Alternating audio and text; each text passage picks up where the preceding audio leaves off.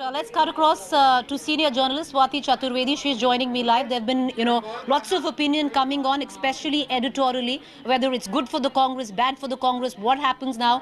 Swati, you were always a little skeptical that Prashant Kishor was possibly not the best thing for the Congress. But what are, your sources actually telling you? What went down that led to now a clean break? Prashant Kishor not joining the Congress. Well, Preeti, they're saying two essentially important things. They're saying that, which I remember I said on your show, I think 2 days ago as well, that Prashant Kishor is a man who's in too much of a political hurry. He wants everything and he wants it now. He wanted the keys to the kingdom, the thorn of the oldest political party in the country. Sonia Gandhi and some senior leaders were very alarmed at the sort of ambition, the hunger that he displayed. And Sonia Gandhi was still willing to take him, but in a very defined role. If you notice that in the tweets put out by the Congress and by Mr. Kishore himself, they're all talking about a defined role as part of an empowered group. Now, I think he wanted to be number 3 in the hierarchy, and that with Sonia Gandhi was just not possible currently because the party is also having elections, and all the other senior leaders were just not all right with suddenly ceding the Gandhi family authority to an outsider, especially to an outsider who had just, after getting engaged to the Congress nearly, had done a sleepover, had done a weekend with KCR.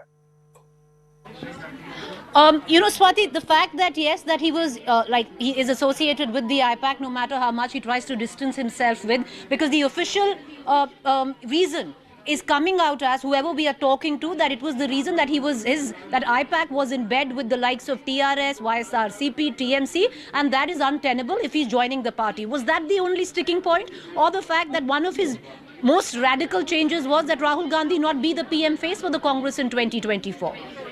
Well, interestingly, Preeti, remember we discussed the same thing we both of us discussed this when I actually asked you that do you really think the Gandhis who have a really healthy appetite for power, the sticking on despite 2 general election defeats, were kind of ready to, go into history and cede their entire place, cede the entire kingdom over to PK? Clearly not.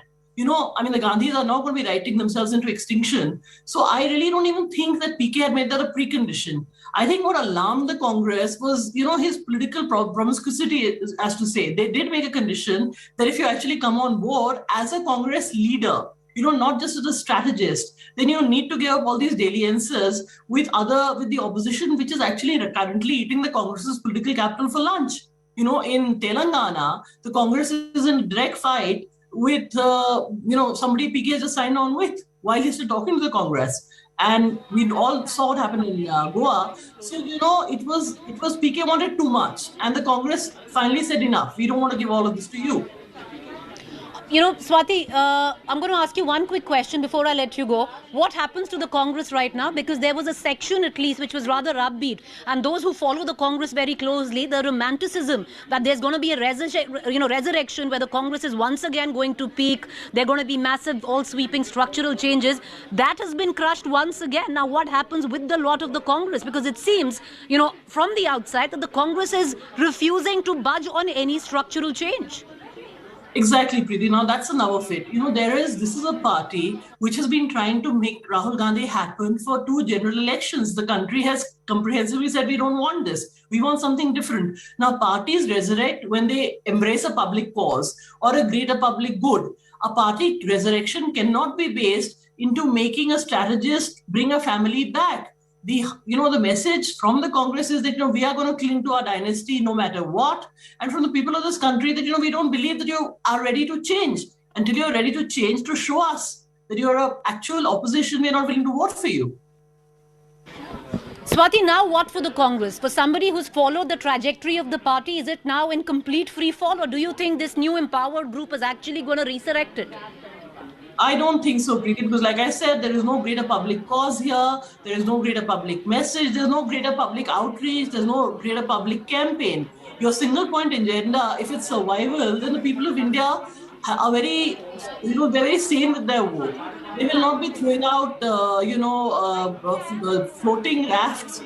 People are sinking. Every election the Congress loses dramatically. They put out a Chintan Baithak or a CWC is held. I think the Congress party, frankly, is now running out of excuses. The Congress party is currently like a zombie. It is a zombie which is squatting on 20% of vote share in India.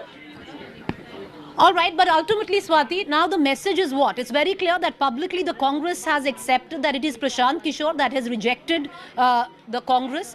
Prashant Kishor himself says that he has refused to accept what he terms as a generous offer.